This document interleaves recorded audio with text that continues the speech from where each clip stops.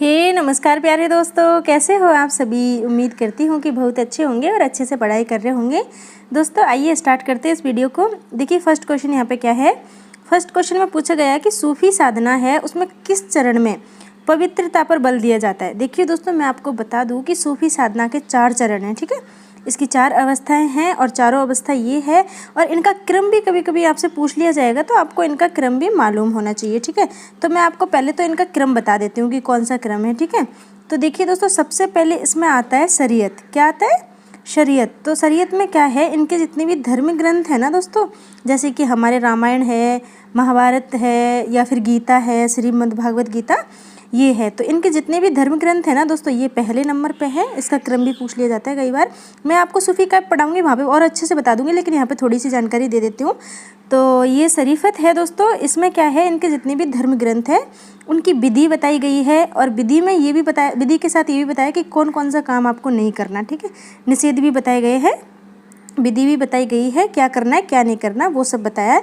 तो उन सब का हमें पालन कैसे करना है, वो पालन करने का तरीका बताया, ठीक है। मतलब कि शरीफत मतलब यानी धर्म ग्रंथों का विधिवत पालन करना, ठीक है। और जो बात निषेध है उनको नकारना, ये बात कही गई है शरीफत में। और ये प्रथम मतलब कि पहले नंबर पे आता है।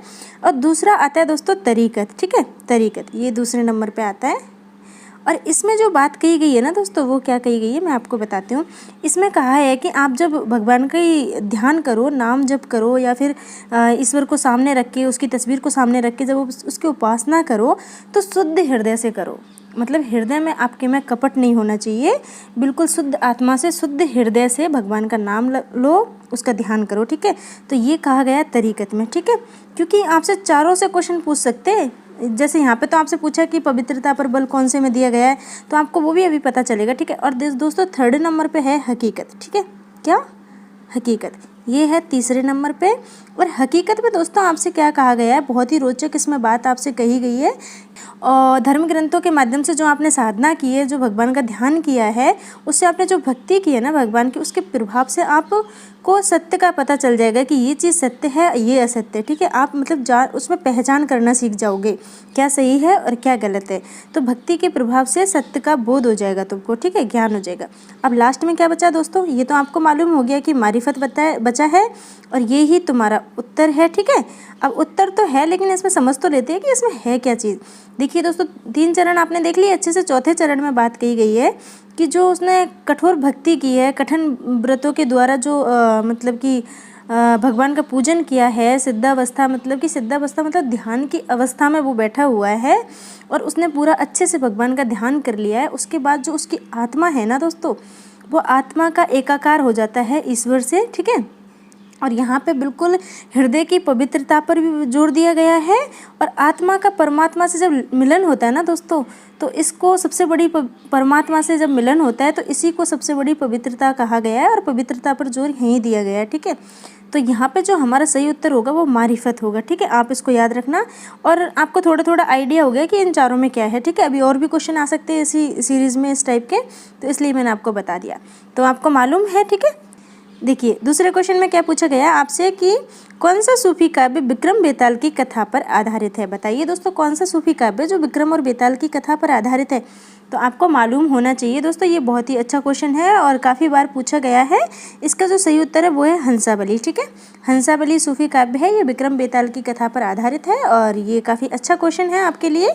इस टाइप के क्वेश्चन बन सकते हैं यहाँ सूफी काव्य से। देखिए थर्ड क्वेश्चन देखिए, किस सूफी काव्य में उपनायक और उपनायिका का प्रसंग है। कौन सा ऐसा सूफी काव्य है जिसमें उपनायक और उपनायिका जो होते हैं उनका भी यहाँ पे प्रसंग किया गया है, ठीक है।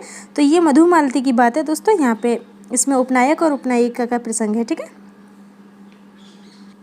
देखिए दोस्तों, यहाँ पे क्या पूछा गया है, आचार्य रामचंद्र शुक्ल ने किस रचना से सूफी आख्यानों की अखंडित परंपरा को समाप्त माना है। दोस्तों कितना अच्छा क्वेश्चन है कि कौन सी रचना है जैसे सूफी आख्यानों की जो अखंडित परंपरा है उसको समाप्त माना है, किसने? आचार्य रामचंद्र शुक्ल जी ने। तो इसका सही उत्तर है अनुराग बांसुरी, ठीक है दोस्तों।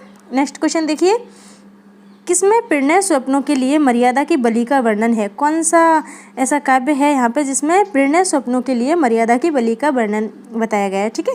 ये बात कही गई है, तो दोस्तों कथा काव्य में कही गई है, ठीक है। इसका कथा काव्य बिल्कुल सही उत्तर है। किस रचना को लोर कथा कहा गया है? दोस्तों कौन सी रचना है जिसको लोर कथा कहा गया है? तो ये कहा गया है चंदायन को। ठीक है। पद्मावत में नागमती किसका प्रतीक है? दोस्तों आपको बताना है कि जो पद्मावत है मलिक मोहम्मद जासी जी का, इसमें नागमती है, इसको किसका प्रतीक बताया गया है? बताइए। मन का, माया का, शैतान का या सांसारिकता का? तो दोस्तों इसका सही उत्तर है यहाँ पे सांसारिकता। ठीक है, इसका प्रतीक बताया गया है नागमती को।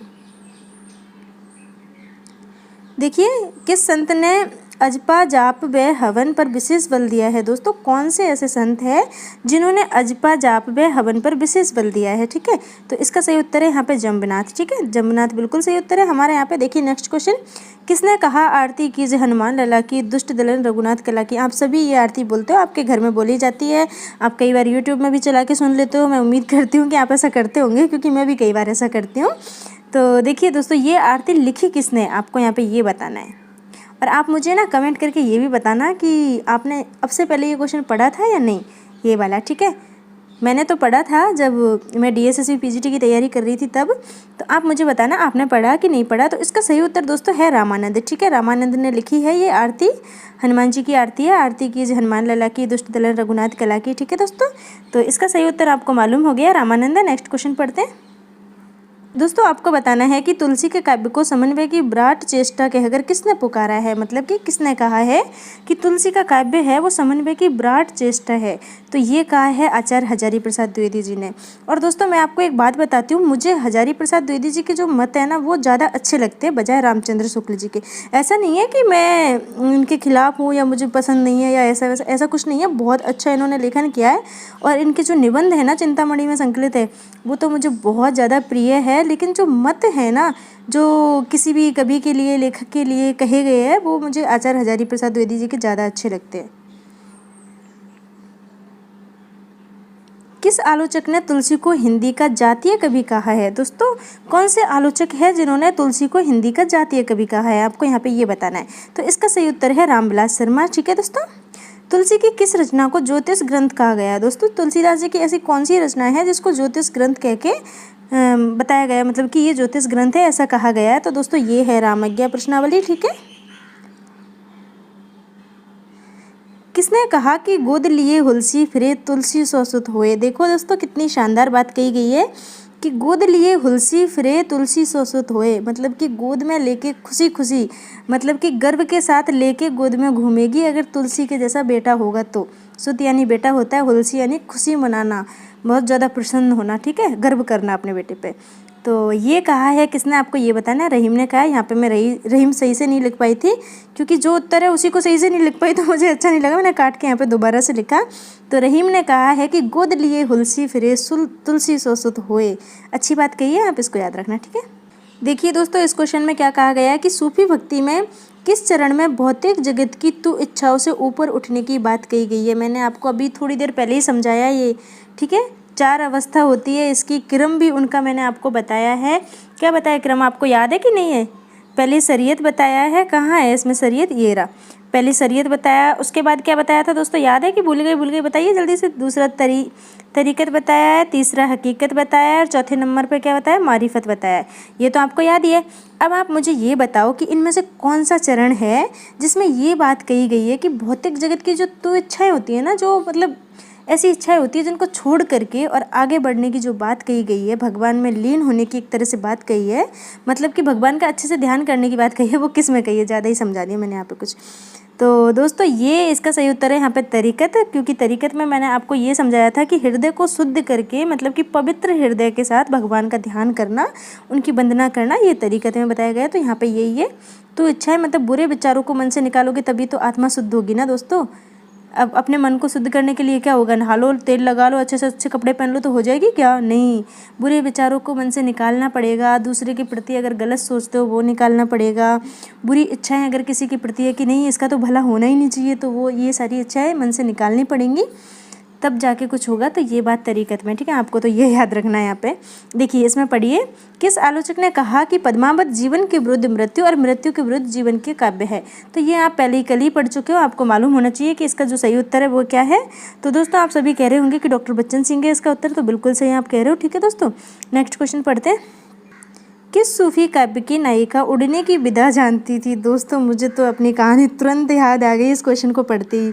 किस सूफी काव्य की नायिका है जो कि उड़ने की विधा जानती थी? बताइए दोस्तों, ऐसा कौन सा सूफी काव्य है जिसकी नायिका उड़ने की विधा जानती?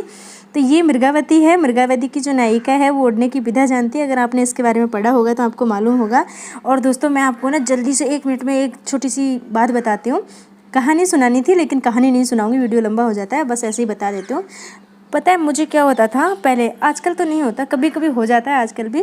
पहले ना मुझे सपना आता था और सपने में मैं उड़ के कहीं भी चली जाती थी, ऐसी जगह जो मैंने कभी देखी ही नहीं है, और उस जगह पे उड़ के चली जाती, कुछ भी मतलब कुछ खरीदना हो, मतलब कुछ भी ऐसा वैसा काम करके आ जाती। अच्छा है ना। और जब मैं उड़ने के बाद जब नीचे धरती पर उतरती ना तो मेरे पैरों में धमक लगती एकदम से, मतलब जैसे किसी ने छत पे से कूद गई हूँ और कूदने के बाद जैसे पैरों में होता है ना दर्द, वैसा। तो मैं हमेशा सोचती हूँ ये मेरे साथ ही होता है या किसी और के साथ भी होता है। घर पे मम्मी से पूछा, पापा से पूछा, बहन भाई सबसे पूछा, किसी के साथ ऐसा नहीं होता, मेरे साथ क्यों होता है? आप बताना प्लीज़, किसी के साथ ऐसा होता हो तो, है ना। मुझे सपना आता है, उसमें मैं उड़ती हूँ और उड़ने के बाद जब उतरती हूँ ना नीचे तो मेरे पैरों में धमक लगती है ज़ोर से। धमक मतलब कि जैसे किसी ऊंची दीवार से कूद जाओ, छत से कूद जाओ, उस टाइम पे लगती है ना, वैसी धमक सेम। तो आप मुझे बताना ऐसा किसी के भी साथ होता हो तो, क्योंकि मुझे कभी कभी लगता है क्या चक्कर है ये। चलो दोस्तों नेक्स्ट क्वेश्चन पढ़ते हैं। ज्ञानदीप के रचनाकार कौन है आपको बताना है। तो दोस्तों इसके रचनाकार है शेख नबी। ठीक है दोस्तों, ये क्वेश्चन मैंने 2 बार लिख दिया गलती से, है ना, इसको आप क्रॉस कर देना, इसको मत लिखना यहाँ पे। नेक्स्ट क्वेश्चन पढ़ते हैं। देखिए, प्रेम विलास और प्रेमलता की जो कथा है इसके रचयिता कौन है? इसके रचयिता का आपको मुझे नाम बताना है। तो दोस्तों इसके रचयिता है जटमल। ठीक है, कौन है? जटमल। देखिए, सर्वाधिक सूफी प्रेमाख्यान लिखने वाले कवि कौन है? तो इसको आप बहुत अच्छे से जानते हो क्योंकि पहले हम पढ़ चुके हैं, जान कवि है। ठीक है, जान कवि ने सबसे ज़्यादा प्रेमाख्यान लिखे हैं सूफी काव्य के।